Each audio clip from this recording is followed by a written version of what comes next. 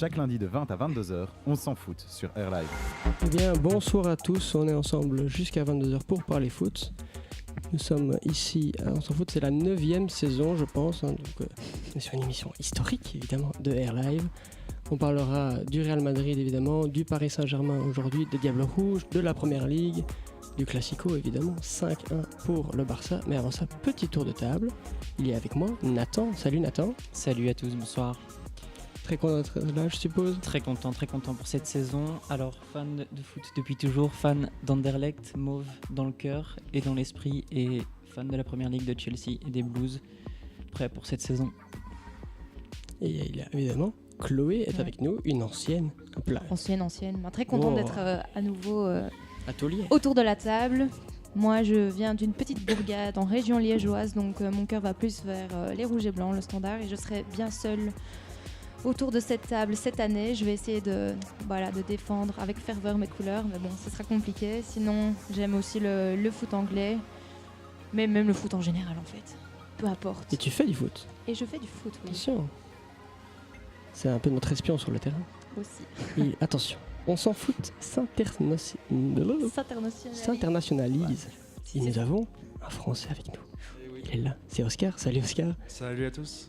Très ravi d'être là ce soir. Et comme vous l'entendez, français et Déjà bordelais de naissance, girondin de Bordeaux depuis toujours. Et là pour amener un peu de fraîcheur dans l'émission. Oui, d'accord, c'est ça.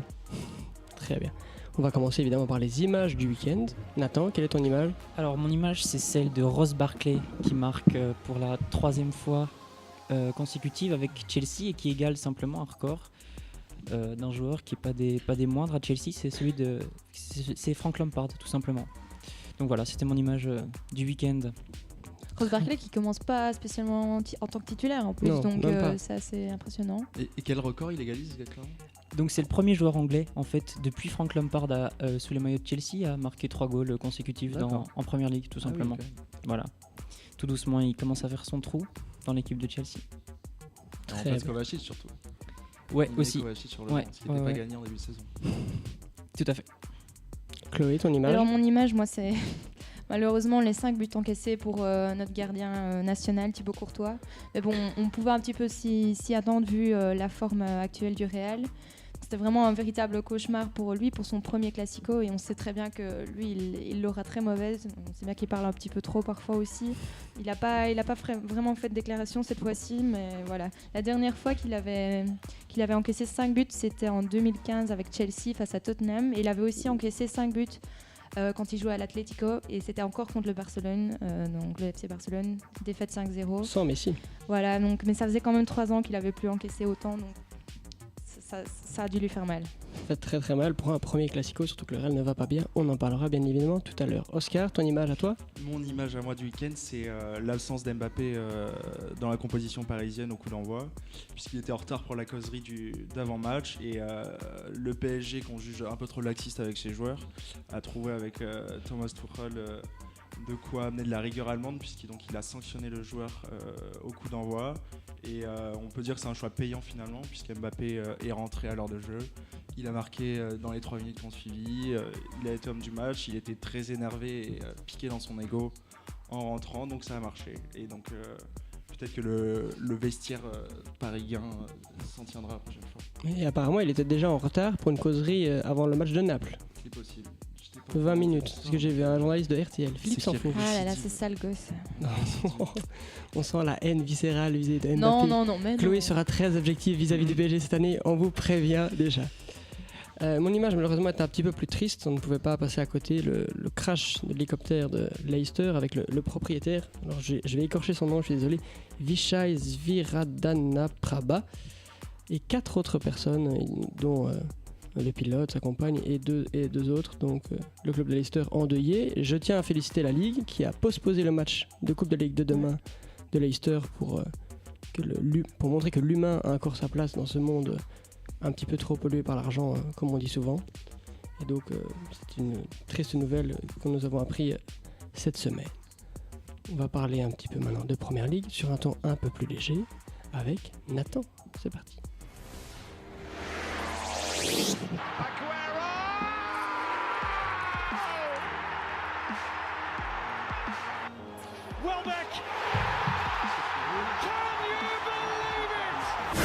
Traversons la Manche, parlons Première Ligue.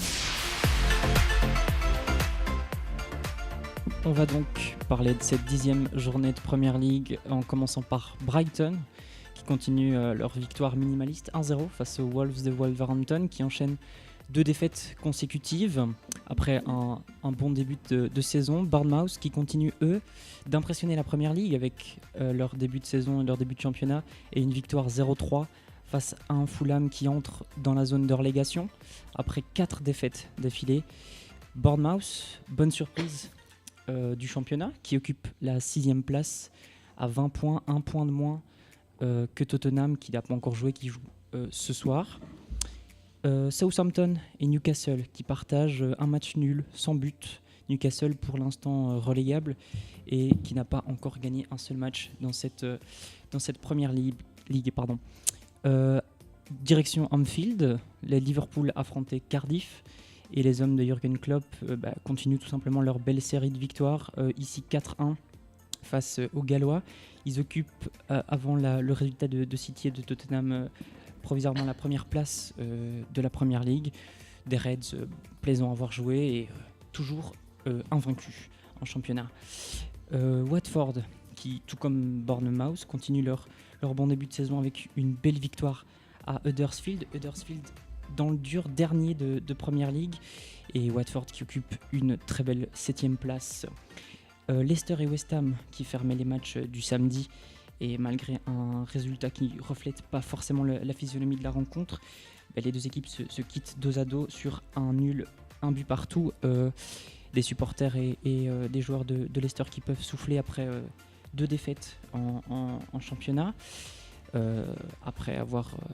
avant de subir ce drame avec ce crash d'hélicoptère tout proche du stade.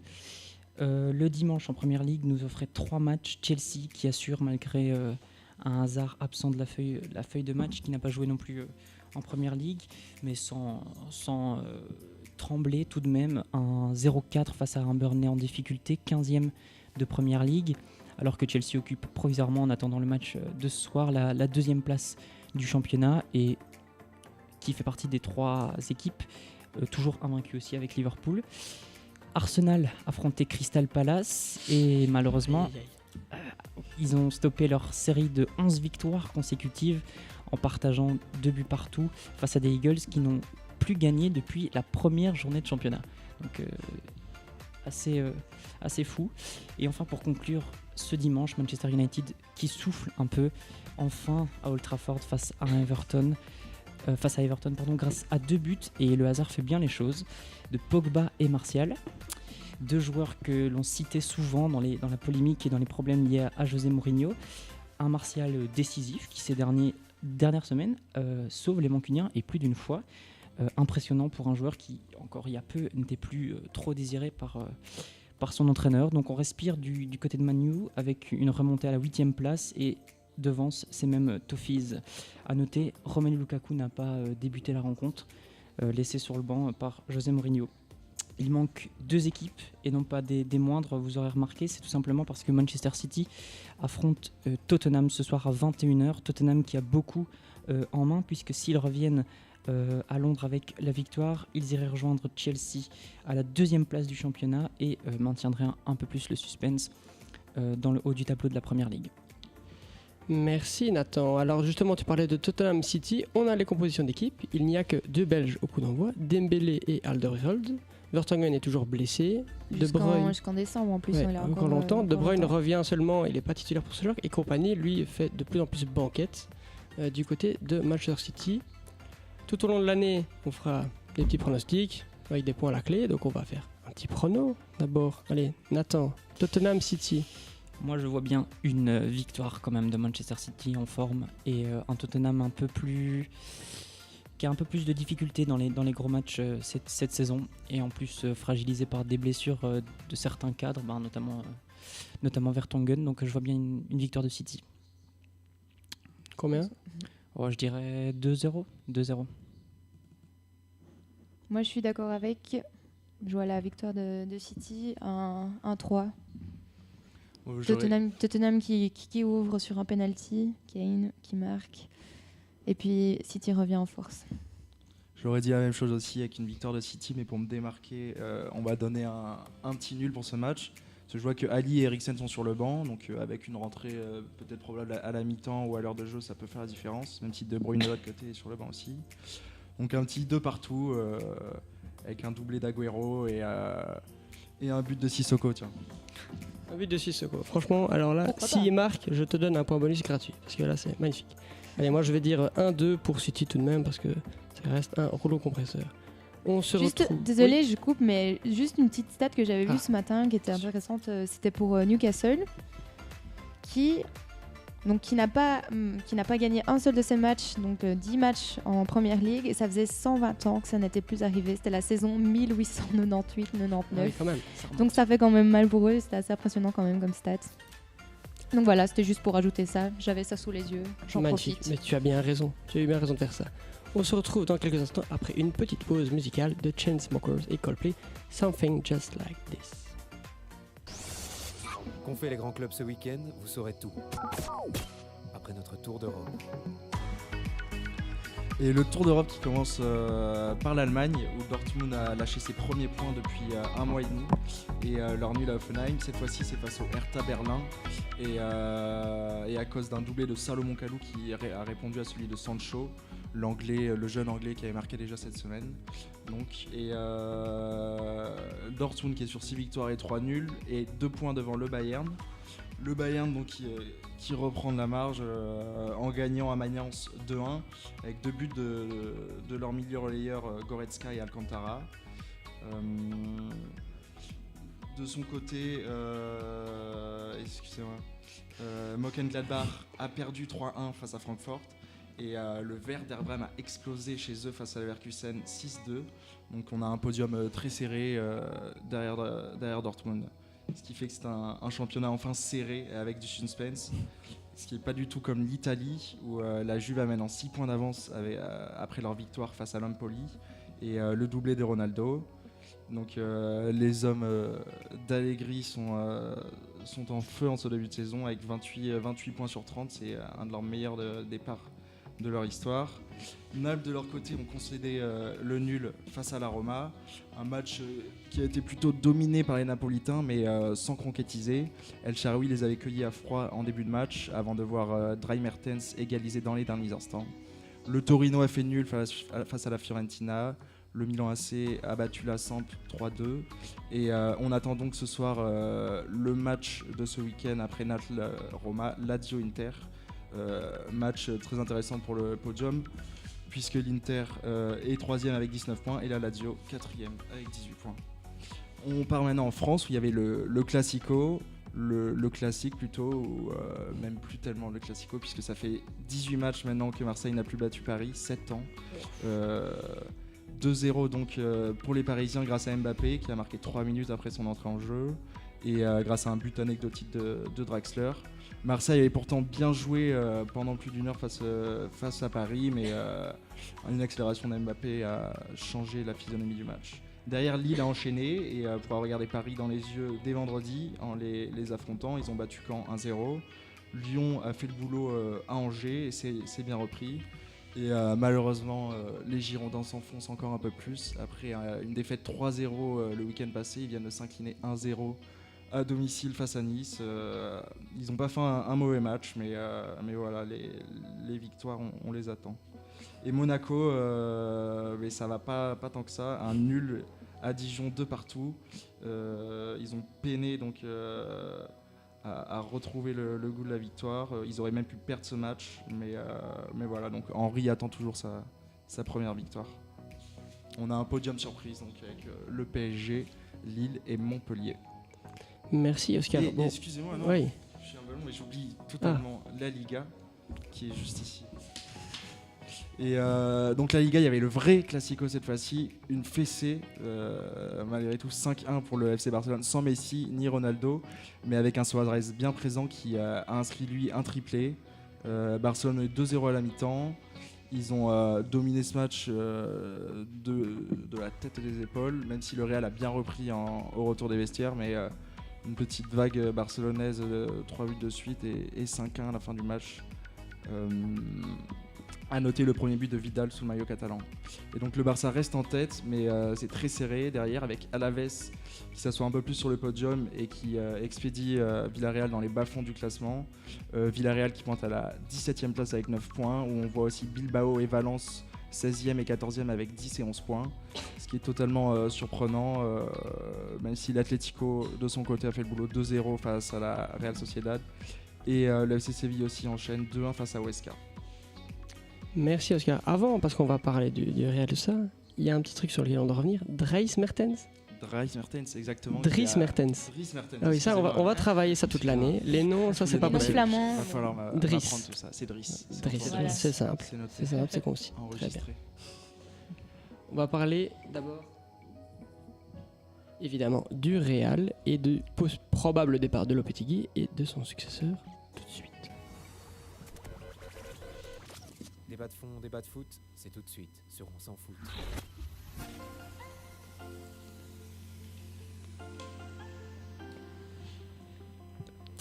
Et oui, donc le Real qui est dans la tourmente, ils ne sont que 9e donc, en Ligue 1 à 7 points déjà du Barça. On parle d'un probable même départ de Lopetegui, on parle déjà de son successeur, on va en parler juste après. Mais déjà, est-ce que le Real a le choix? Est-ce que Lopetegui peut rester encore en place, Oscar?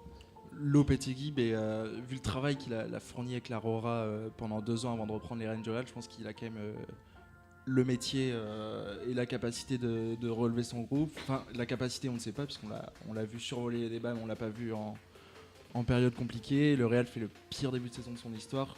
Même s'il pourrait revenir, on connaît l'histoire des entraîneurs madrilènes, ils ne tiennent jamais face à des résultats pareils, et la logique serait qu'il soit éjecté par Florentino Pérez. Est-ce qu'il y a quelqu'un qui veut défendre Lopetegui ici ou on le crucifie directement? Non, moi, personne non. Et puis même les joueurs ne peuvent plus le défendre, Ramos Non. commence à lâcher du Ça commence lest. à être compliqué. Le problème, c'est que dès le début, il était clairement pas à la hauteur déjà. Avec l'histoire avec l'équipe nationale espagnole, voilà, il a un peu quitté abruptement la chose. Donc il arrive dans des conditions où voilà, on attend énormément de lui. Il a clairement pas répondu aux attentes. Après, forcément, on peut jamais tout le temps reprocher tout et mettre tout sur le dos du manager. Les joueurs, ils sont aussi pour beaucoup. Maintenant, voilà, moi je pense depuis le début que c'était pas forcément le bon choix pour entraîner. Il avait pas les épaules pour entraîner le Real Madrid. Après, juste noter que les anciens entraîneurs du Real de Madrid, que ce soit Ancelotti, Mourinho ou même Pellegrini, ont tous perdu leur classico contre le Real. Mourinho, Contre le Barça. Contre le Barça, pardon. Mourinho, c'était un 5-0 par exemple, Ancelotti un 2-0, et pourtant on sait ce qu'a fait Ancelotti avec le Real de Madrid. Donc voilà. Mais ici, pour le coup, ça se résume pas juste au classico, c'est Non, bien sûr, les tout à fait. résultats précédents qui Ouais. suivaient pas non plus, et là, ça vient clairement enfoncer le clou. Mhm. Oui, t'as Et raison. puis en tout dans cas. les autres saisons, par exemple l'année dernière, Zidane, il a eu à peu près les mêmes résultats catastrophiques en Liga, mais derrière, en Champions League, ça suivait. Et là, il y a eu la défaite à Moscou en Champions League, il y a la victoire très poussive face à Pilsen, donc c'est pas des Oui. des Ce grandes n'est pas équipes. que ce match-là. C'est C'est ça. déjà Ouais, bien hier, sûr. Ouais, non, tout à fait. Mais c'est il y a une le record une- d'inefficacité. oui, Plus une de reprise. 400 minutes, je pense, C'est ça. sans marquer.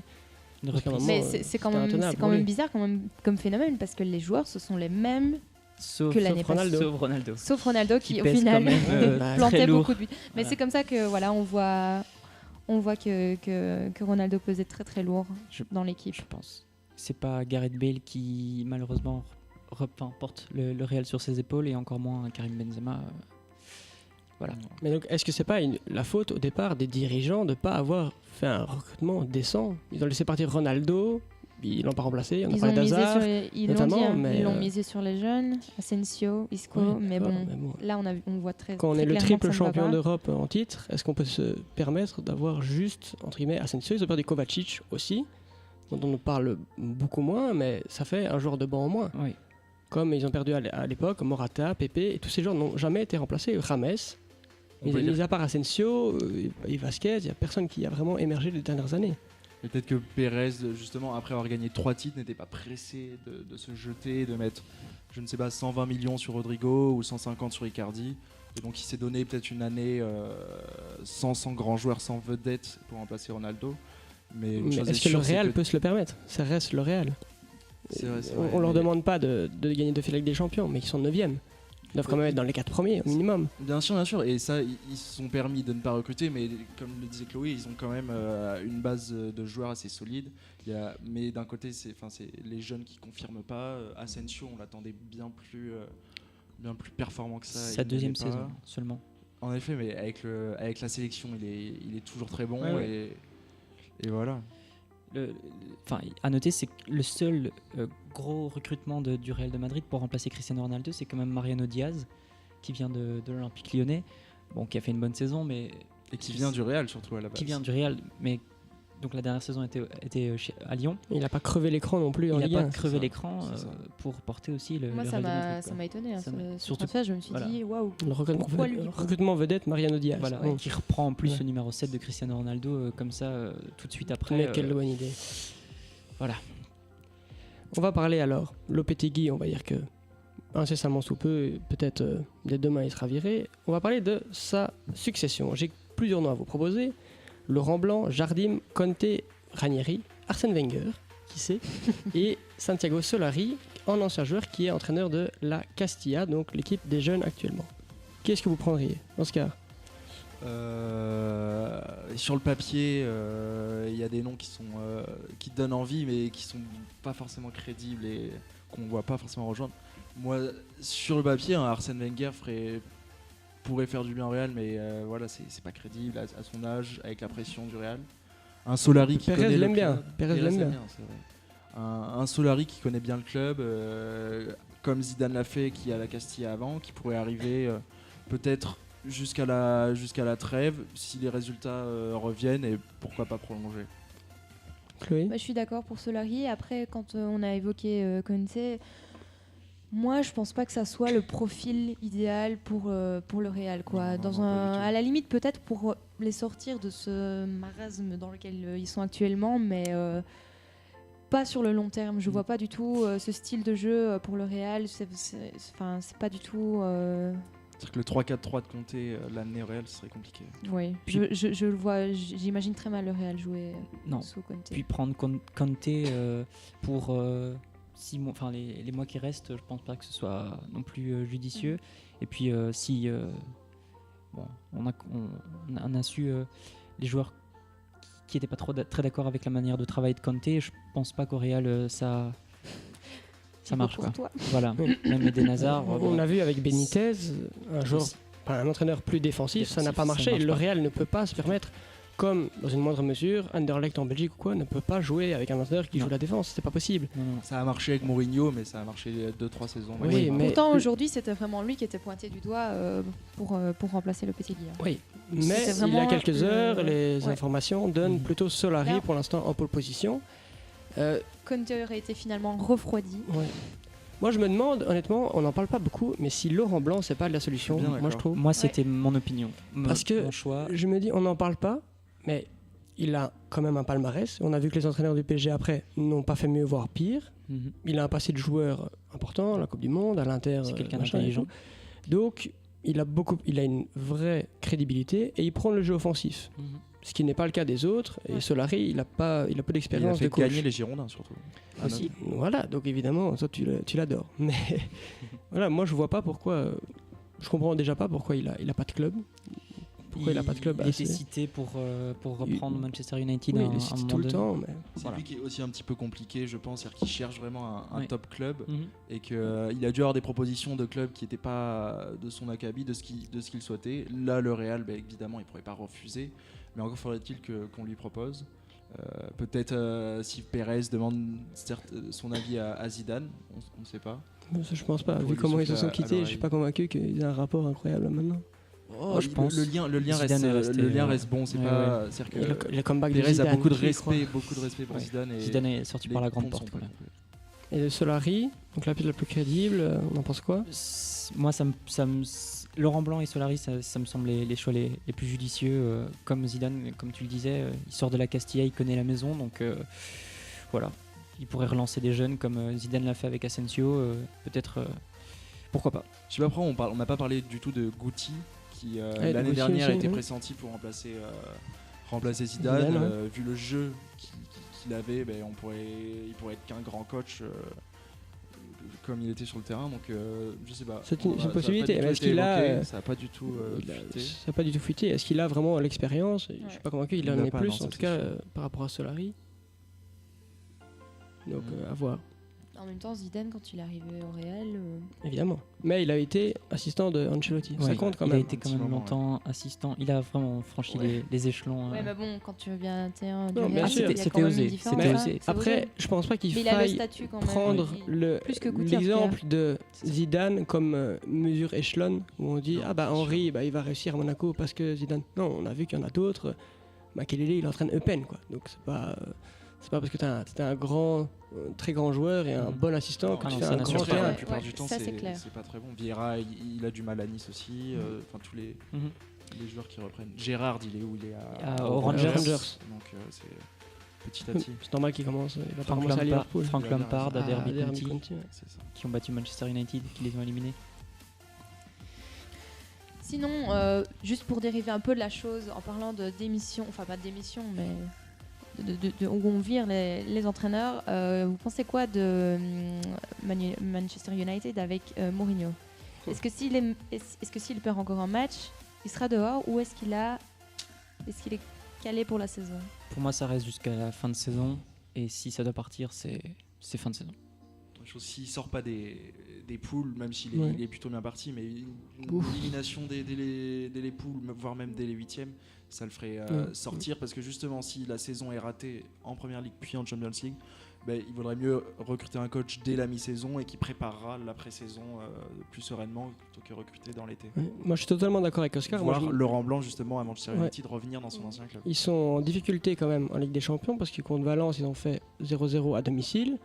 Même si Valence est très moyen pour l'instant, il y a moyen qu'ils perdent là-bas. Et si Manu se fait éliminer, je vois pas Mourinho en étant 9ème, je Moi, pense. j'ai déjà l'impression actuellement. qu'il a déjà été sauvé ce week-end Il en a été. gagnant Oui, c'est contre possible, Everton. clairement. Contre Newcastle déjà, c'était un beau sauvetage. Et, Je crois qu'on va ici, on va voir ces prochaines semaines comment justement José Mourinho va sortir ce Manchester United et sa capacité justement à sortir un club de.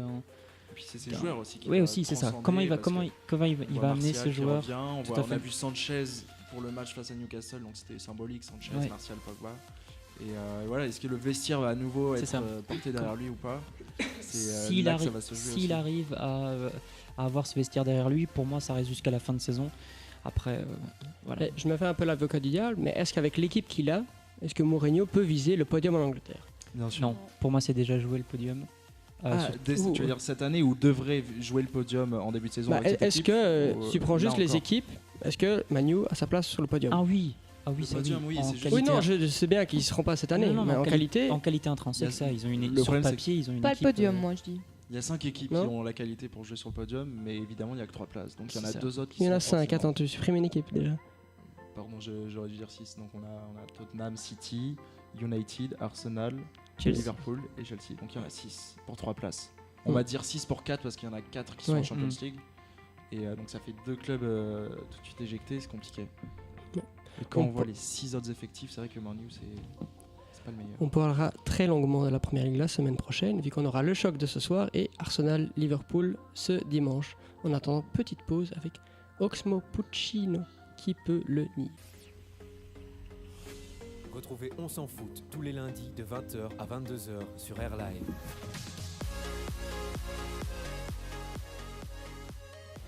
Et on est de retour, il est 20h50 et maintenant on va parler des Diables avec Chloé. Oui, après nous avoir fait vivre une coupe de monde, je crois.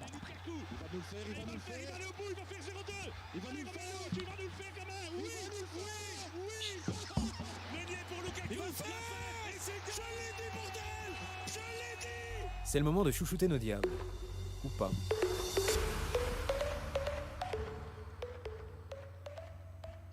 Bon bah faux départ, mais c'est pas grave, ça arrive à tout le monde.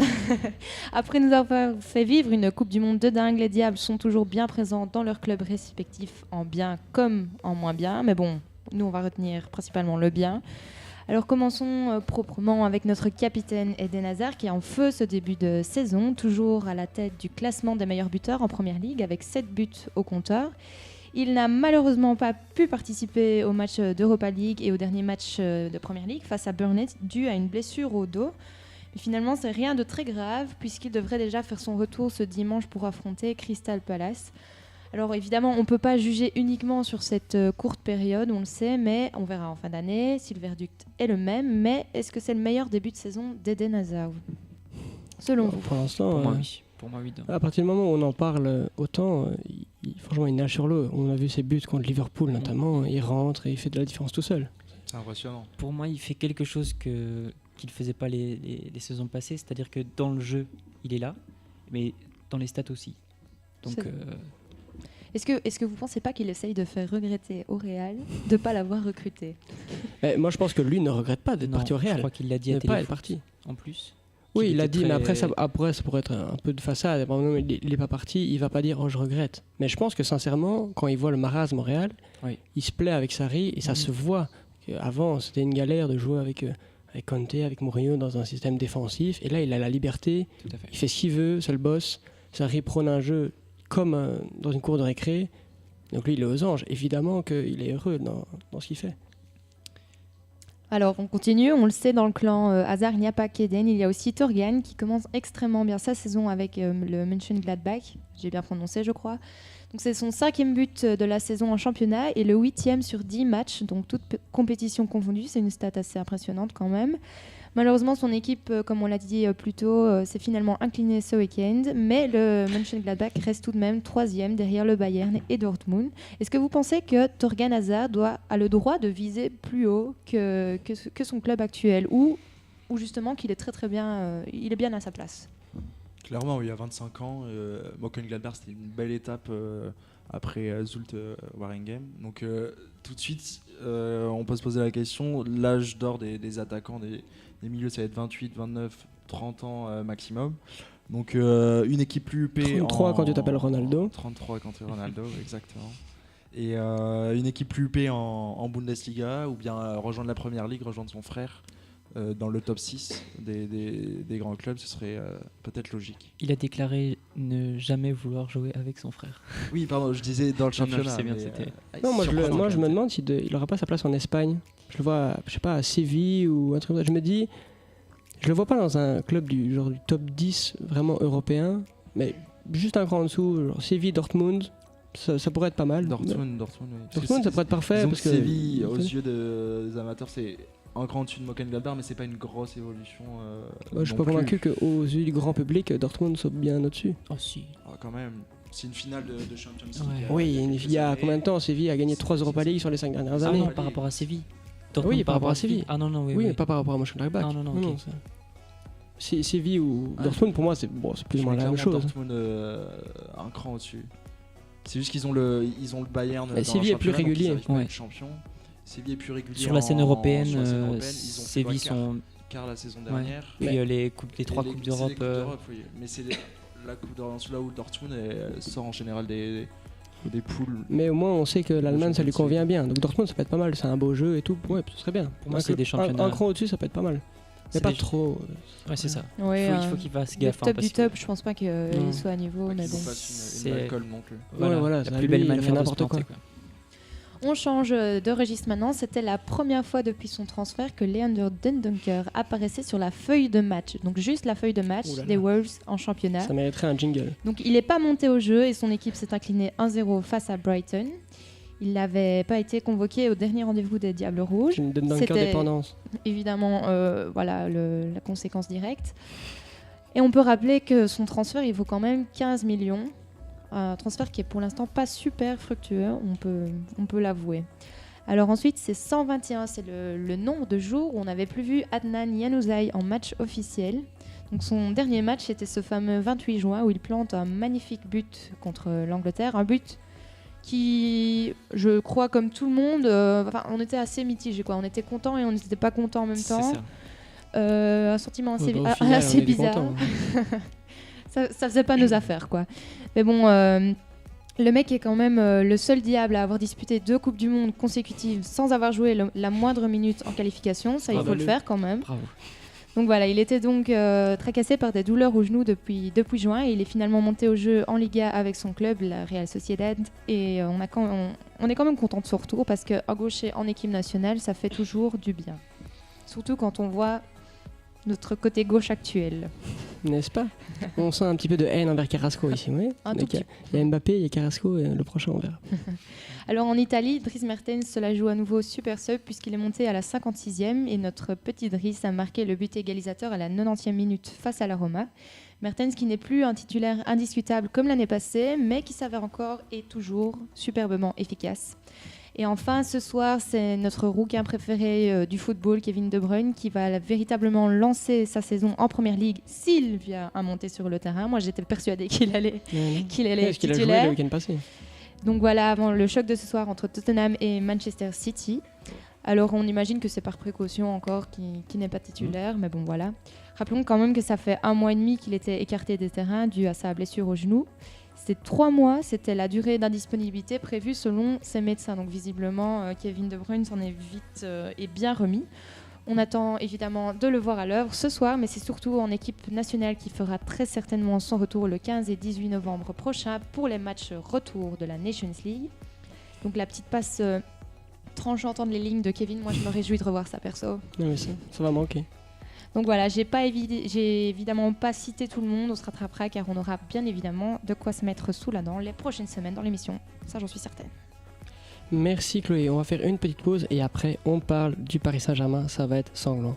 Et c'est Muse Pressure.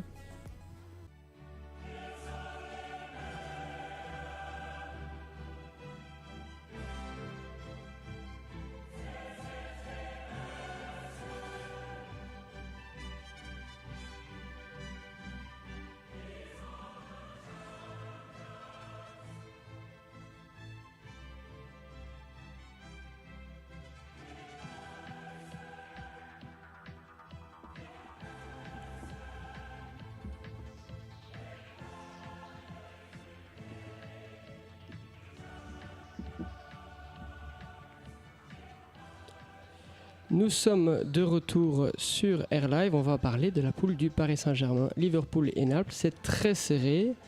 On va tout d'abord parler du match. Qui a vu le match PSG-Naples ici? Oscar, Ouais, oui. qu'est-ce que tu en as pensé? Mais un match. Bon, je t'avoue que j'ai eu du mal avec les streamings. Donc les 30 premières minutes, j'ai dû mettre une croix dessus. C'était assez triste, mais en même temps, j'ai pas manqué grand-chose. Mis à part un PSG qui a lancé son match de bonne manière. C'est-à-dire Ouais, qu'il le premier quart d'heure dominait, était pas pendant mal. un quart d'heure. C'est ça, et avant de voir tout simplement un relâchement assez récurrent cette saison. Et donc Naples tout de suite, c'est pas Angers, c'est pas Marseille, c'est pas Bordeaux, ça C'est pas Riron. c'est pas Riron, c'est pas Valladolid. Pas vrai. Et de suite ils ont été punis avec un but de Insigne, merci, sur une belle ouverture. Et voilà, le PSG est submergé par l'événement, par l'intensité des Napolitains. Au milieu, ils ont été clairement mangés. En face, il y a eu un Haaland. Là, pour le coup, il m'a assez impressionné. Ouais. C'était monstrueux. Et tout de suite, Rabiot, Verratti, ça fait pas le poids. On sentait en fait une équipe un peu coupée en deux.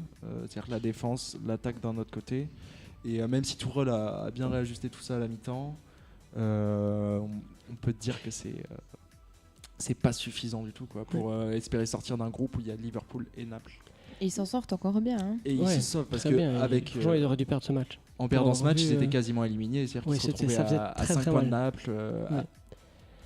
Moi, je pense que le match qui sauve pour l'instant le PSG, c'était Liverpool contre Naples et Naples qui a gagné en fait, parce que sinon, clairement, Liverpool s'envolait. Et le là, nul. ça aurait été très très compliqué pour le PSG de revenir dans la course. Quoi. Clairement. Et le nul de Naples aussi à Oui, l'Étoile Rouge après, qui si a Liverpool aussi avait fait 2 gagné, points. Naples serait derrière le PSG. Donc, s'ils avaient fait ils font un nul à São Paulo, ils sont toujours devant. Alors que là, ils sont derrière. Ils doivent aller gagner là-bas. C'est juste, maintenant je dis ça en ayant le dernier match. Forcément. Ouais, Mais il y a un truc que je comprends pas trop, je sais pas ce que vous en pensez, c'est qu'on dit toujours que le niveau de la Ligue 1 est trop faible, ne prépare pas le PSG. C'est en partie vrai, mais Monaco a quand même été en demi-finale il y a 2 ans, Clairement. en n'éliminant pas que des peintres.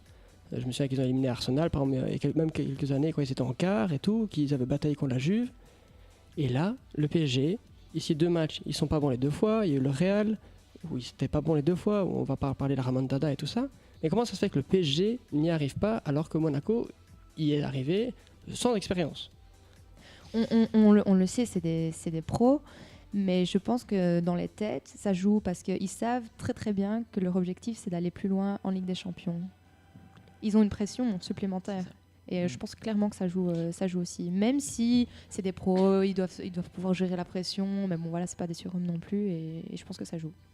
Puis il y a le rôle du coach, je te laisse. Non, vas-y. Il y a le rôle du coach là-dedans. Donc on avait par le passé Blanc qui avait amené l'équipe, justement c'était l'inverse, on les voyait se surpasser même si c'était en poule face au Barça. Je me souviens où le PSG était pas très bon en Ligue 1 et avait sorti des gros matchs face au Barça en poule, puis l'année d'après en quart. Et les 2 dernières saisons, Emery, malgré des matchs peut-être contre le Real ils ont été en dessous, mais le truc c'est qu'ils peuvent dominer un match et le perdre derrière. Donc il y a le côté mental et le côté ne rien lâcher comme en Ligue 1.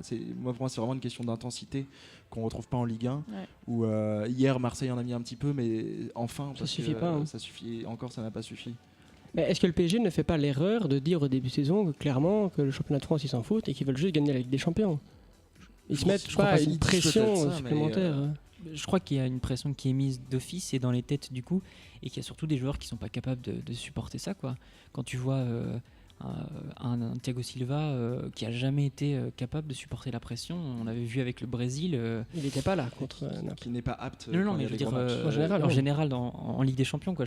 La saison passée contre le Barça, quand ils se font sortir la remontada, je veux dire. Voilà, donc il y a des joueurs pour ce match, c'est pour la petite anecdote, Emery souhaitait absolument mettre Kimpembe titulaire, mais sous la pression aussi, justement, a mis Thiago Silva à la place. Parce que le club n'est pas fort. Hésité à le sortir à la 20e, Silva, pour dire, et finalement, il l'a laissé. Là, il y avait aussi un problème de gardien, il faut quand même le dire. Et voilà. Parce que Trapp, première minute, on va revenir là-dessus, parce que sinon ça va déborder. On va revenir sur cette année. Est-ce que le PSG, cette année, peut réellement être dehors? Ils ont 4 points, c'est 5 Naples, 6 Liverpool. Ils doivent aller à San Paolo et accueillir Liverpool. Moi j'y crois. Qu'ils sortent des poules. Qui sortent, clairement. Parce qu'on voit qu'ils ont donc perdu sur le fil à Liverpool, de partout, puis 3-2 à la dernière minute, en faisant un match clairement apathique. On n'a rien vu, ils n'ont rien produit, mais ils ont mis 2 buts à Anfield, ce qui n'est pas donné à tout le monde. Ensuite, ils jouent face à l'Étoile Rouge. Ça vaut pas passe parce que même si l'Étoile Rouge, ils ont accroché Naples partout, même s'ils en ont pris 6 derrière. Et surtout face à Naples, c'est un match qu'ils doivent encore une fois perdre, peut-être 3-1, peut-être 2-0. Et puis le fait est que Paris a les talents individuels pour se sortir d'un match. Cette fois-ci, c'est Di Maria. Pourquoi pas Neymar ou Mbappé au prochain match pour les aider? Le truc c'est que tu peux pas non plus te baser tout le temps sur des individus. Surtout pas. Quand il n'y a pas de collectif, on le voit avec Naples. Ancelotti il a créé un collectif et c'est ça qui marche au final. Et toutes les grandes équipes marchent avec un collectif. Toutes les grandes équipes. Ce collectif, on le voit en Ligue 1 par moment. On voit aussi qu'il n'y en a pas aussi en Ligue 1, même si ça marche. Et moi, je sens que contrairement aux autres années où le PSG cartonne en poule et s'écroule après, mais là, c'est pas plus mal. Ils sont déjà dans le vif du sujet dès les poules. Et en s'en sortant de ces poules, attention à eux pour la suite. Mais vous parlez de pression, est-ce qu'il n'y aura pas justement trop de pression à Naples, avec un public qui va être à fond derrière? Naples va y croire à mourir quand on voit le dernier match qu'ils devaient gagner 100 fois. Le PSG ne peut pas perdre là-bas parce que sinon c'est terminé pour eux. Ah oui, clairement. Si tu veux gagner la Ligue des Champions, de toute façon tu dois résister à toute pression qui soit. Donc à un moment donné, voilà. Mais pour moi, j'ai l'impression, en tout cas avec le Paris Saint-Germain, parfois il y a des joueurs qui ne sont pas concernés, quoi. Je veux dire, Neymar arrive, mais parfois, tu le vois pas impliqué dans le truc. Tu sens que tout résultat, il peut se barrer. Que si jamais Paris gagne pas cette Ligue des Champions cette année, il pourrait même partir cet été. On le voit dans les rumeurs chaque été, chaque mercato. Donc ça aussi, ça joue, je crois, quand tu as des joueurs qui sont concernés. Comme Liverpool, quand tu as des joueurs impliqués et concernés par le projet, ça marche. Moi, c'est ça qui m'embête un petit peu parce que je sens que Paris va s'en sortir. Avec beaucoup de chance, comme ils ont eu pour l'instant, il faut l'avouer.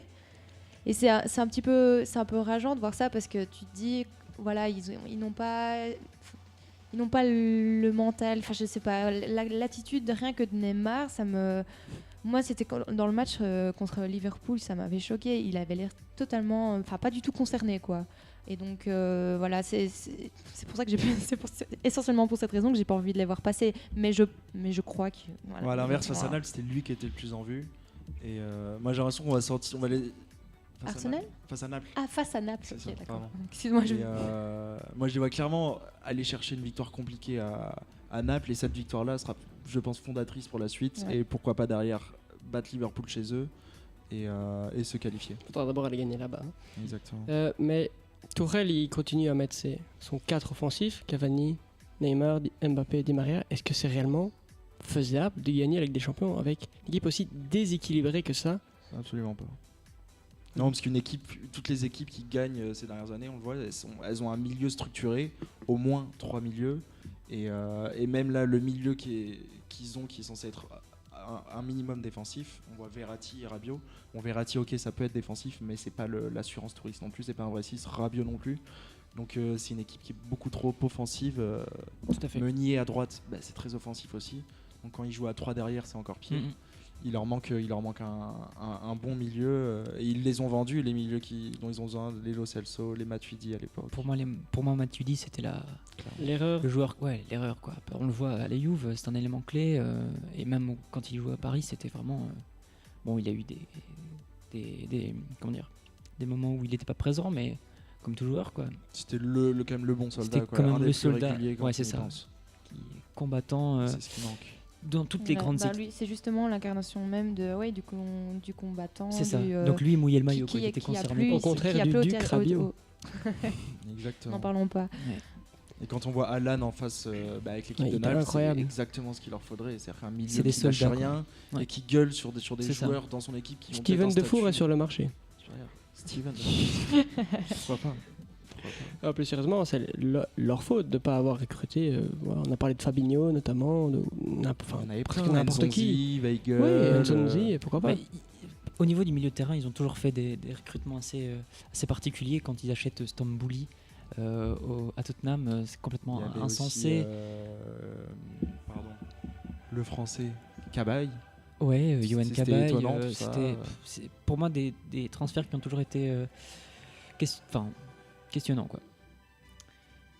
Toutes les grandes équipes ont des grands milieux de terrain, en tout cas des soldats qui Ah bah oui. s'arrachent pour les stars. Et puis au Et pour Real, les joueurs, au Real, leur milieu, il y Ouais, avait Casemiro, Casemiro qui était le point le- fixe. Et voilà. le Conte soldat. à Chelsea, même à Liverpool. À Liverpool, c'est pas très technique le milieu de terrain, mais ça envoie. non, mais ça, avec Keita maintenant, avec des Ça joueurs en comme veut à Fabinho. Liverpool. C'est quoi. ça quoi, ça mouille. Ça Ah ouais, mouille non, le c'est maillot. clair que Wijnaldum, Milner et Henderson, Ouais. bon, c'est pas pour eux forcément qu'on va au stade, mais au moins ça va au charbon. Mais c'est ça. Mais Ça c'est des, reste joueurs un qui- ballon. c'est des joueurs qui plaisent en Angleterre. Hein. Ouais, C'est bien sûr. ce genre de joueur qui se bat pour ses coéquipiers et pour le club. Qui sont pas spécialement les plus techniques, mais Non, qui, non, non. Mais qui portent apportent l'écusson beaucoup. de Liverpool portent- sur le c'est maillot ça, et voilà. ça change aussi la donne entre porter le PSG et porter Liverpool. Il y a une différence de motivation. Et donc en attendant leur recrue peut-être d'un 6, qu'est-ce qu'il doit faire? Il doit mettre Draxler dans l'axe Non. et enlever Di Maria? Ou il Ah, garde non. les 4 devant? Il passe à 3? Pour moi, avec l'effectif qu'ils ont pour le moment, Pour le Naples dans 2 semaines, il fait comment? ils doivent jouer avec leurs atouts offensifs, quoi. Parce qu'ils peuvent Un pas faire quatre autrement. derrière. De toute façon. Ou Marquinhos en 6. Marquinhos en Marquinhos 6, en c'était pas 6, une c'est- grande réussite. ouais. Là justement, on l'a vu enfin ce week-end, retrouver la défense et être à nouveau son vrai niveau défensif. Moi je pense qu'il faut juste insister sur l'implication de Rabiot et Verratti dans le travail défensif. Et, Ça peut passer comme ça pour l'instant? Moi je pense, ouais. ils n'ont pas tellement le choix, c'est-à-dire que Non. Lassana Là, pour Diarra, l'instant, il est ils doivent là, faire avec il est dans l'effectif qu'ils l'effectif. ont. Non, mais il pourrait tester on Marquinhos voit et pas. mettre Kimpembe et Silva dans l'axe. C'est ça. Ou réveiller Las Diarra, on sait pas où il est. J'ai pas Qu'est-ce qui l'impression se que passe avec Tourelle lui Il est il à prend Charleroi. beaucoup. Mais on dirait pas. Il est pressenti pour après à Eupen au mois de.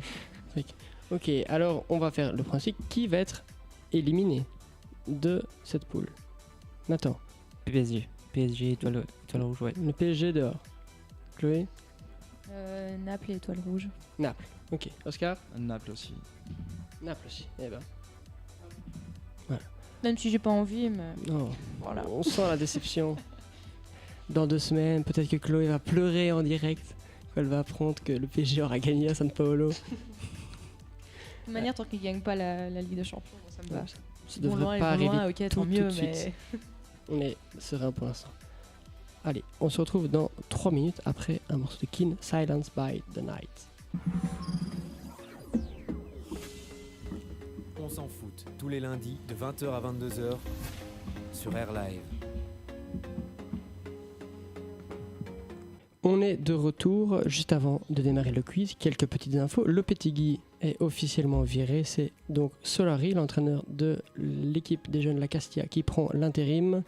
Manchester City a déjà ouvert le score, c'est 0-1 à Tottenham avec un but de Mahrez. Et l'Inter Milan mène 0-2 à la Lazio de Rome. C'est l'heure du quiz. Jouez avec l'équipe d'On s'en fout pendant le quiz du lundi. Et le quiz aujourd'hui, c'est sur les meilleurs buteurs de l'histoire de la Ligue des Champions. J'ai avec moi le top 20 et on va voir qui en connaîtra le plus. On commence, allez, avec Nathan. Bon, Cristiano Ronaldo. si. Un Raoul. Karim Benzema. Les 20 ont au moins 33 buts pour info en Ligue des Champions. De toute l'histoire. Ouais. Après, c'est la Ligue des Champions, donc c'est pas. Ouais. Faut pas sortir un gars qui a joué il y a Ouais, 300 ouais. ans. Oui. Je précise. Attends, hein,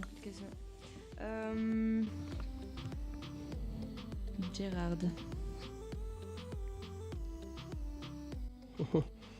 Non. C'est déjà raté. Il faut savoir, pour ceux qui nous rejoignent, que Chloé n'était pas très forte au quiz l'année passée. Si, il faut quand même dire les choses. Mensonge. Non, si. On va retrouver les J'ai eu images. des points. On va... Parce que Nathan était là. Oui, parce qu'il faut comprendre. Il y a un deuxième Nathan qui était là l'année passée, qui était aussi pour Underlight, et qui était encore plus mauvais. Donc quand c'était Chloé contre Nathan, Chloé gagnait. Mais bon, c'est tout, ça compte pas. Oscar. Van Nistelrooy. Voilà, Van Nistelrooy, 4e. Je tiens quand même à préciser que j'étais tout près de gagner des points quand même. Hein. J'étais pas laminée non plus. Non, On est d'accord? ça passe. On va dire que Ça je vais être passe. gentil. Non, là, j'avoue, je suis pas en forme aujourd'hui. Nathan. Wayne Rooney. Rooney, c'est bon, il était 18e. Il y a Chloé qui râle parce que Gérard n'est pas dans la liste. Non, Gérard n'est pas dans la liste, je suis désolé. Et donc on est plus que deux, c'est ça? Ouais. Lewandowski. Oui, 14e.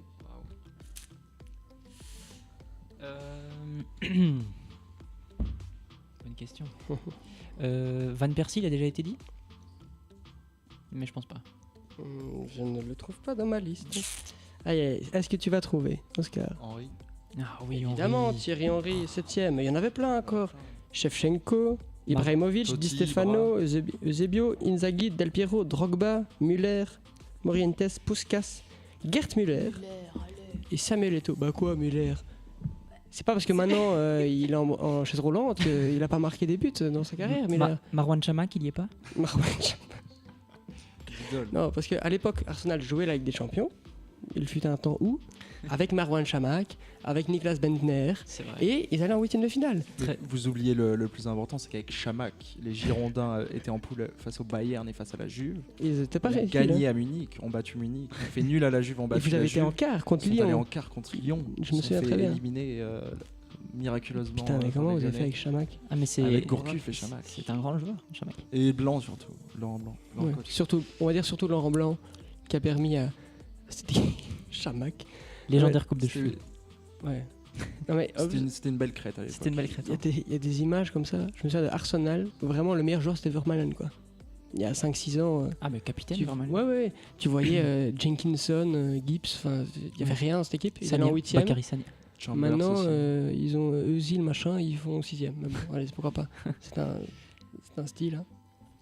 T'as quand même dans le classement Alfredo Di Stefano. Oui, Di Mhm. Stefano, enfin. Ancien du Real. 55-64. Ah, sa ouais. période. Et Puskas aussi, c'est Ah. les années 70. Et Gérard n'est pas dedans. Allez, Pas quand même. 60. Shevchenko, on avait 59. Shevchenko, quoi. ouais, clairement. Franchement, Eto'o, c'est logique. je suis déçu. Totti, il est pas dans. Totti il est pas à dedans, 30, bah c'est non. bizarre. Bah, la La Roma, Roma ouais, est là, souvent en Ligue des Champions en poule, quoi. Ils sortent pas, Ouais, mais ils vont pas très mais loin. C'est vrai qu'ils vont pas loin. Ouais. là, quand tu prends les noms, c'est Après, que Inzaghi, des Del gars, Piero, des gars qui étaient dans des logique. grosses C'était logique. Il faut équipes. penser années 2000 et Ouais, 90, vraiment. Ouais, tout simplement. La pression. J'ai succombé. je suis un petit peu déçu du niveau, mais bon. Moi, prochaine fois, c'est moi qui fais les quiz, hein, c'est ça? Tu veux Je- Non, on va continuer Comme le ça, il y a quiz. plus de suspense. Mais on va trouver un truc sympathique. Je vais m'adapter au niveau d'ici et je trouverai un truc plus facile. Spécial pour Chloé, Non, je sais pas. mais là, c'était pas dur, c'était juste que je suis étonnée. Les que plus capés chez les Gérard Red ne soit Flames pas- ou je sais pas. Non, même pas. Mais même Lampard n'est pas dessus. Pourquoi Gérard y serait enfin, c'est un milieu de terrain quand même. Il y en a Oui, 20. mais il marquait beaucoup. Ah, Mais il n'y en a lui. pas 50. Lampard, meilleur buteur de l'histoire de Chelsea quand même si c'est un milieu de terrain. Oui, d'accord, mais bon, il a joué 50 ans à Chelsea. C'est pour ça que j'ai misé là-dessus. Moi, je me suis dit, Ouais, c'est vrai, Gérard, ça il a aurait joué, pu, il ça a aurait joué pu. tout Et il y le avait temps, plus évident. Je dis pas que Edjar c'est scandaleux, mais bon, Thomas Müller. Allez, et tout, quoi. Ça m'étonne aussi. quand hein, même, Müller. Shevchenko, Drogba. Drogba, c'est quoi? C'est 40 Drogba, il est à 44. quand même. Quand même. Enfin bon. Il faut que Chloé se repose. Donc on va faire une petite pause musicale avec Oasis, I Ain't Got Nothing. Débat de fond, débat de foot, c'est tout de suite. Sur On s'en fout.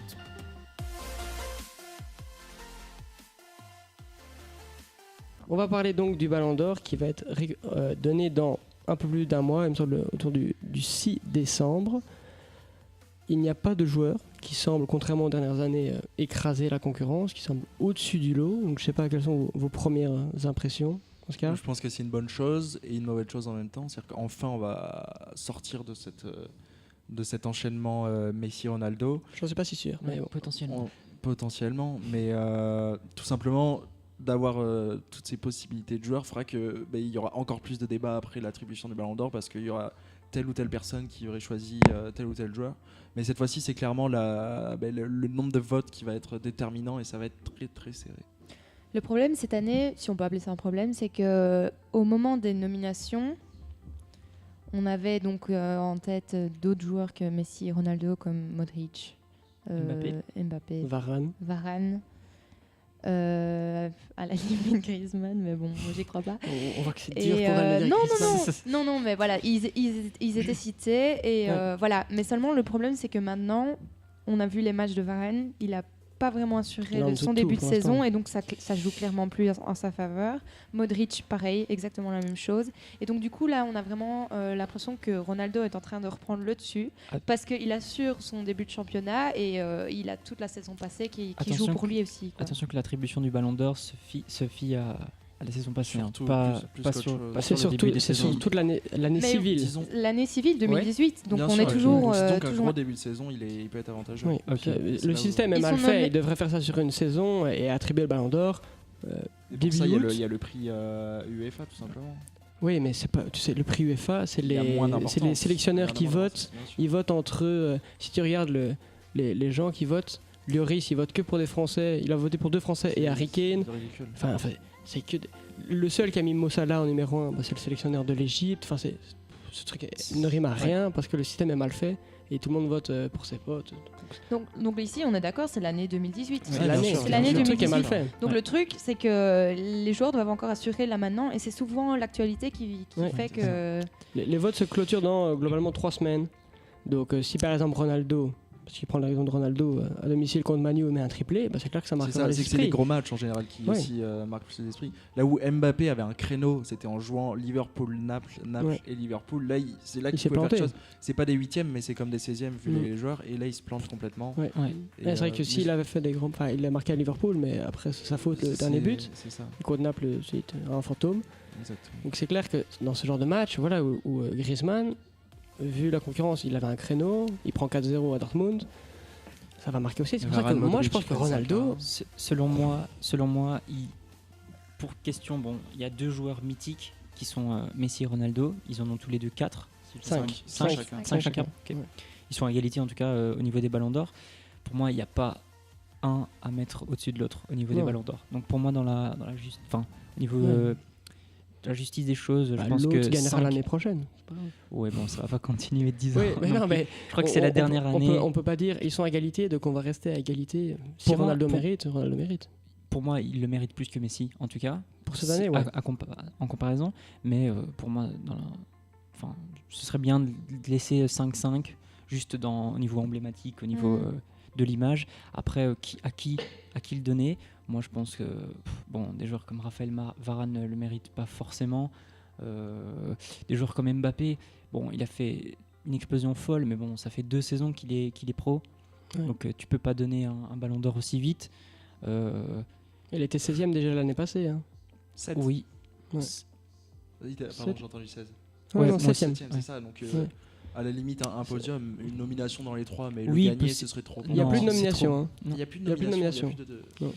Pour moi, ce serait beaucoup trop tôt comparé à des joueurs, par exemple, comme Hazard, qui sont cités parmi les plus grands joueurs du monde et qui font une saison, la saison passée, même avec Chelsea, avec l'équipe nationale, genre fantastique. Quoi. Le problème d'Hazard, c'est qu'il n'a pas de palmarès cette année. Il a pas de palmarès, mais Et il joue Ça pas la Ligue des joue. Champions. il a du palmarès, il a peut-être pas de stats comparé à des Ça va, Ronaldo et des Messi. les stats, j'ai vu Comparé à buts des Ronaldo et des Messi. et passes décisives, il est à 29. Et sur l'année, si on prend j'ai pris les 9 régulièrement cités. Le premier, c'est Messi, 58. Et deuxième, Ronaldo, 49. Et Hazard n'est qu'à 29. Mm. Donc, en termes de stats purs, il est très loin. Ouais. Il a fait une très bonne Coupe du Monde, mais il n'a rien gagné. Hazard ne gagnera. Enfin, Bah, il Chelsea, sera la peut-être saison dans les- passée, c'était clairement pas suffisant pour Non, que Hazard. il sera, mais puisse il peut être dans les rentrer, 5, mais il avec gagnera la jamais. Belgique. on verra l'année prochaine, on espère, mais Oui, ça peut être. cette année pas encore, je pense. Et pour moi, Antoine Griezmann ne devrait pas l'avoir non plus. C'est sûr qu'après Ça, c'est Griezmann une question de gagne. principe. C'est ça. C'est de voir le prestige de l'Europa League. Et Griezmann, l'Europa League, c'est pas la Ligue des Champions. Et les années où il aurait pu le gagner, je pense à 2016 où il y a une finale de Ligue des Champions, un Ouais. Euro, il percé de finale. Cette Mm. année, c'est pas pour tout de suite. Moi, tout de suite, je pense à Modric par contre. Parce que Ouais. historiquement, le Ballon d'Or, faut savoir que c'est pour désigner pas forcément le meilleur joueur, mais désigner un joueur qui mérite sur l'année une Ouais. distinction. Et Modric, il a porté le Real, il a porté la Croatie de fort belle manière. Il fait un début de saison beaucoup moins bon, mais à l'image de tous les Madrilènes. Donc si à ce moment-là, on enlève tous les joueurs qui font des mauvais débuts de saison, mais on va enlever presque tous les joueurs sauf Ronaldo. Et Hazard, Et qui Hazard. faisait une bonne saison la saison passée avec la Belgique et qui continue encore plus en ce début de Je saison. suis Mais Donc, d'accord, je suis c'est là d'accord. le problème, c'est que je pense qu'on aura à moitié, je caricature un peu, mais un ballon d'or par défaut qui n'aura pas été performant tout au long de l'année, Non. au contraire des années précédentes, Mhm. parce qu'on a la Coupe du Monde et que Ronaldo et Messi, par exemple, qui sont bons toute l'année, mais n'ont pas été après la Coupe du Monde. Quoique Ronaldo, on se souvient quand même de ce match contre l'Espagne, et ça a marqué. Bien sûr. Et à côté de ça, c'est vrai que Modric, je pense que si le vote se fait après la Coupe du Monde, il gagne facile. Je pense vraiment. Et là, le Real est dans un tel marasme, non. et lui, Et lui aussi, est pas très- que c'est difficile de dire Mhm. on va te voter alors que sur l'année il y a 3 mois où il est pas bon du tout. C'est le meilleur joueur de l'année, c'est pas le top 10 ou donc Après, il y en a un qu'on Moi, je oublie. trouvais que c'était la même Vas-y, chose pardon. aussi pour, désolé, Non, non. pour Varane. Franchement, si Ouais. un Français qui mérite le Ballon d'Or, c'est moi, lui. pour moi c'était Varane, il C'est a lui gagné les deux. d'office. Mais voilà, clairement, le contexte actuel joue pas en sa faveur. Quoi. Et c'était souvent lui Il a même été qui sorti était par fautif, Lopetegui sur et les tout ça. derniers buts Donc, encaissés par le Real. il le Donc gagnera pas. Et, c'est vraiment dommage parce que si, si un Français devait gagner, c'était vraiment lui. Quoi. et juste, Vraiment. juste une question, N'Golo Kanté. Il n'est pas dans les débats parce qu'il a son côté plus renfermé et moins. Parce que maintenant, le Ballon d'Or, il y a aussi c'est très côté rockstar. communication avec les réseaux, Ouais. les votes. Avant Ronaldo et Il le Messi. mériterait. Il Le le dernier- mériterait tout autant que Griezmann, tout Pour autant moi, que selon Mbappé. Avant Ronaldo et Messi, c'était Kaka qui l'avait Ouais. gagné. C'était pas non plus un joueur. C'était un très attaquant, bon joueur. C'est un attaquant, C'était là un où attaquant, Kanté mais- marque pas. C'était pas Non, mais non plus une star comme Ronaldo et Messi. Le problème de Kanté déjà, c'est une part avec Chelsea, il a rien gagné. Il a gagné la Coupe du Monde certes, Quand même. mais le problème c'est qu'il y aura un éparpillement des voix automatique entre les Français. C'est exactement Puisque le des problème. gens vont s'interdire de voter, parce que les journalistes votent pour 5 noms, maintenant et plus pour 3, ils vont s'interdire de mettre trop de Français.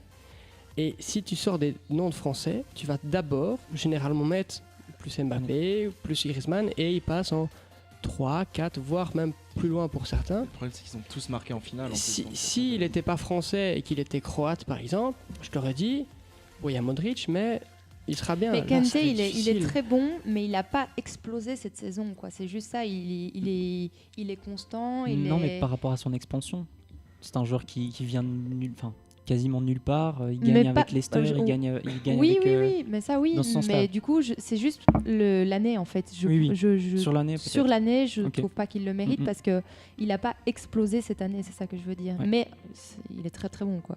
Il est constant et voilà. Et un qu'on cite pas, Mohamed Salah. Mais Mo Salah, ouais, tout simplement. Mais tous ces joueurs-là, Salah, Kanté, Hazard, c'est pas des joueurs qui ont à leur palmarès la Ligue des Champions cette année ou la Coupe du Monde. Donc d'entrée d'office, Ouais. pour moi, il y a Et un des joueurs. Enfin, les Il joueurs n'était pas de- bon à la Coupe du Monde. C'est pas Il comme. était blessé, mais pas bon. Oui. non Ouais, il plus. était blessé. Il sort de la C'est finale. pas sa faute. Il joue quand il même a- une finale de Ligue des oui, Champions. mais il n'a pas marqué la Coupe du Monde. Ronaldo a marqué Non. la Coupe du Monde Ouais. quand même. Et depuis le début de saison, on dit quand même que Salah est un peu en dedans. Donc pour être ballon d'or numéro 1 de l'année, non, même pas. il peut de nouveau. Ouais, Dans les discussions. pourquoi pas être dans les 5 et c'est normal de le citer. Il gagnera pas. C'est Non, ça. il Et ce prend pas. joueur, comme plein d'autres, ils ont eu l'occasion justement de faire en sorte que ce soit eux. C'est-à-dire que sur la finale de Ligue des Champions, si Salah nous met un doublé, un triplé, tout de suite Ça on peut joue. en parler. Parce que ça veut dire qu'il se blesse pas et que l'Égypte fait une autre Coupe du Monde. Mhm. Ronaldo, avec le Portugal, il avait quelque chose à faire. Mbappé, il met un doublé en finale, tout de suite, la Coupe du Monde, avec cette Coupe du Monde, c'est lui qu'on lit. Mhm. Et comme disait Raphaël, les Français, mais le problème c'est que c'est ça, toutes les voix sont éparpillées dans les Français. Il faudrait mettre un Français en avant et voter pour lui si on veut que ce soit ça, mais en dehors d'eux, il n'y a plus que Modric à mes yeux, Messi, Ronaldo n'étant pas dans la course, vraiment pour moi. Ronaldo, il a gagné la Ligue des Champions avec un but monstrueux face à la Juve, un match contre Liverpool, encore une fois, il est éteint, c'est-à-dire qu'on ne le voit pas, comme souvent sur les finales. Il finit ce match en disant je vais quitter le Real, donc tout de suite Mhm. il prend la lumière sur lui, mais c'était Bale Ouais. l'homme de ce match, Mhm. et Karius. Très bon à Beşiktaş, Karius. Mais Cristiano il se relance, il a eu du mal avec la Juve au début, Oui, là il incroyable. enchaîne quelques buts, mais Et il y le en but d'autres, des joueurs qui qu'il a mis enchaînent ce des buts. week-end, incroyable. 7 buts, 4 passes décisives en 10 matchs. Il était, je pense, que Mbappé lui, est à 10 buts en 9 matchs Ouais. aussi, mais je le mets pas pour autant dans mais- la course non, mais en termes de stats. Ronaldo a aussi marqué les grands matchs contre Naples, le gros choc. J'ai vu le match, il a pas marqué, mais il était Il est Vraiment présent, il est- au-dessus, c'est vrai qu'il est incroyable. présent partout. Puis, contre Manu. C'est pas lui qui marque, mais sur le but de Dybala, c'est lui qui va vers le centre. Ouais. c'est ça. Donc il est en plus dans les grands matchs, il est présent. Donc, Il est impliqué. Ronaldo. Il est impliqué dans beaucoup de. mais par contre, je me demande un truc. Et je sais pas ce que vous en pensez. Est-ce que ces accusations de viol peuvent peser ou pas dans la balance? Pour moi, pas. Parce que à l'époque où Messi a eu des accusations de fraude fiscale, ça n'a pas joué Ouais. forcément Faut dans. quand même Enfin, après, entre Dans- la fraude dans fiscale où l'inconscient beaucoup de des joueurs gens, sont impliqués dans ces fraudes évidemment. fiscales et le viol, Et c'est pas, différent. c'est pas comparable, mais c'est quand même bon. Il est passé devant la justice, etc. Ouais. Il est passé déjà devant la justice. Messi à l'époque. Oui, oui, ah oui, oui, hein, Messi, je crois que son père a Messi, été pardon. condamné, Sur etc. Ronaldo, c'est Ouais, pas ouais. du tout Non, encore non, non. classé Bah cette si, affaire. Ronaldo, non. Et on voit que eSport ils prennent parti direct, ils le suppriment de leur site. Qui ça eSport pour ils FIFA. supprimaient Ronaldo de leur site FIFA comme icône. Tu vois, chaque sport avait un peu Ok. un joueur. Mm. Ils l'ont enlevé comme s'ils prenaient parti. Et bon, évidemment, ils n'ont pas fait leur La Juve enquête, le défend. mais, la Juve le défend, mais évidemment, c'est-à-dire que la Juve, son agent, tout ce qui est autour de lui, mais il peut que nier la chose. Après, est-ce qu'il est impliqué, on ne sait Ouais. pas, mais ça va jouer sur certains journalistes, mais ça Sûrement. n'aura pas un impact Non. Clairement. Pour moi, important. ils vont scinder le Puis les joueur. journalistes qui Si votent c'était le Ronaldo, ils public qui continueront. votait, là, je crois que ça aurait joué. Ça aurait joué. Oui, Bon, parce là, que c'est le pas le public cas. a aussi cette volonté de dégagisme un peu, plus Messi, plus Ronaldo, on met un nouveau. Oui, surtout, on met la fraîcheur. surtout on avec met- une polémique pareille. Quoi. Mais il y a un truc qu'il faut penser aussi, c'est qu'il n'y a pas que les journalistes européens ou quoi qui regardent avec des champions. Il y a le journaliste qui est de Zimbabwe qui lui ne voit pas ça. Mais non, mais c'est vrai. Et donc il va regarder beaucoup la Coupe du Monde et quelques matchs comme ça, mais il va pas regarder Hazard quand il met un doublé contre Burnley. Ça, il s'en fout totalement. Donc la Coupe du Monde cette année va prendre une importance prépondérante et c'est clair que franchement le match de Ronaldo contre l'Espagne. Mais tout, hein.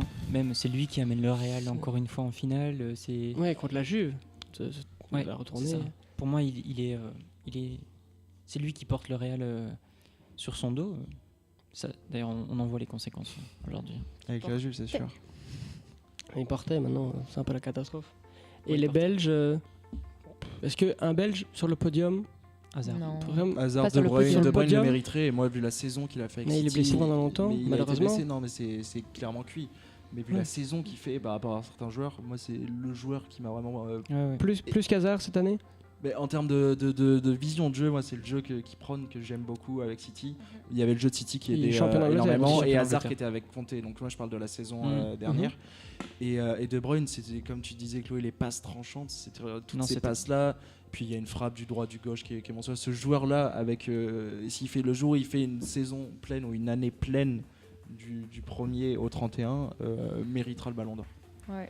Mais pas pour cette année et Hazard non plus Ouais, parce que comme je le disais, c'est forcément toute l'année 2018 qui est prise en compte, mais l'actualité joue beaucoup, quoi. Ouais. Donc voilà, pour De Bruyne, à mon avis, Ouais, c'est De difficile, Bruyne sera derrière Hazard au vu de l'actualité. Il quoi, sera vu qu'il fin du était- top il était 10. blessé. Fin du top 10, De Bruyne probablement. Ça, je sais pas du tout ça. Dans le top 10 peut-être. Il le mériterait. Mais un Belge sur le podium, on n'y croit pas pour cette année. Moi, le podium. je crois pour Hazard, mais Ouais. voilà. Après sa saison, après son début de championnat et sa Coupe du Monde, Après, peut-être que De Bruyne, l'année prochaine, si City gagne la C1, ça il pourrait aurait- se proposer. Parce que Hazard, le Exactement. problème, c'est qu'il n'a pas la Ligue des Champions. Donc même s'il cartonne, non. en Mais championnat, il a- sauf s'il est champion d'Angleterre. alors Voilà. là, Il a un peut-être. meilleur palmarès que De Bruyne quand même. Et il a des Coupes d'Europe, enfin la Ligue Europa. Mais Après, est-ce que le palmarès influe sur le Ballon d'Or? Pas forcément, parce que Bah, quand c'est même. sur l'année. Ah ouais. On parle d'une Ouais, année, c'est on parle ça. de distinguer un joueur sur une année. ouais, Évidemment, il y a distinguer un joueur Voilà, dans le le, temps. le système est un peu mal fait où tu dois mettre comparer des joueurs à des places totalement différentes qui ont des clubs. Va dire à un joueur qui a joué à Norwich qu'il a fait une moins bonne saison qu'un joueur qui a été joué au Real. Tu sais pas, enfin ils sont pas dans la même équipe, pas dans la même catégorie, donc c'est difficile.